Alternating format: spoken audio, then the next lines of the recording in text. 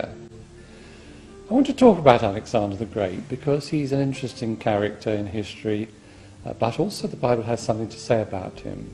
He didn't reign for very long. He was in power around 330 years before Christ.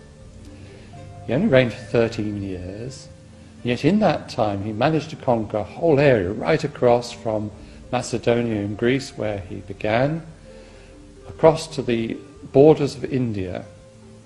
Nobody in his time could believe how fast his armies moved. Now that's one of the things which is reflected in the Bible. The Bible talks about Alexander the Great in several places.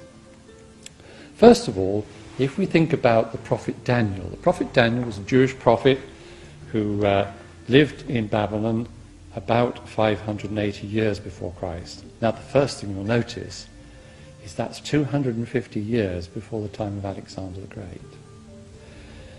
The prophet Daniel had lots of different visions given to him by God.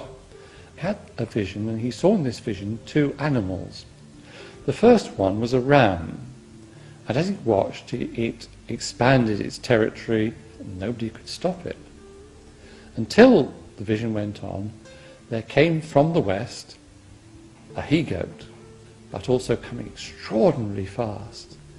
And the he-goat charged the ram, and in a short time utterly destroyed it, trampled it underfoot. The record in Daniel chapter 8 doesn't make us guess as to what this means. It actually tells us a bit further on in the chapter. And it says that the ram was the kingdom of the Medes and the Persians. The he-goat, it says, was the king of Greece.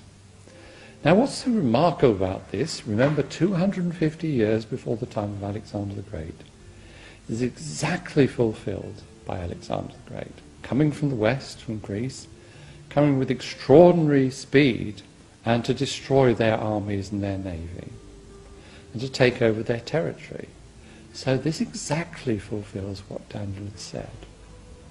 What about the other prophecies? Well, when Alexander the Great came into the area near to Israel, he came to the great city of Tyre. Tyre was an extraordinary place, the most powerful maritime city in the whole of the Mediterranean. It was also a very strong place. The Babylonians had tried and failed to take the city. They managed to capture the bit of it which was on the land, but the strongest part was an island off the coast. So when Alexander came to this, he was heading for Egypt. Well, there was a lot of rubble left from the attack of the Babylonians. And so what he did was he got his soldiers to collect up the rubble and dump it in the sea and build a causeway. In 7 months he captured this city which had seemed impregnable.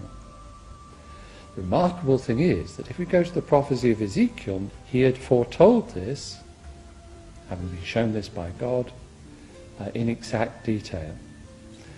In chapters 25 to 27 there's a great deal about Tyre, a lot of interesting information.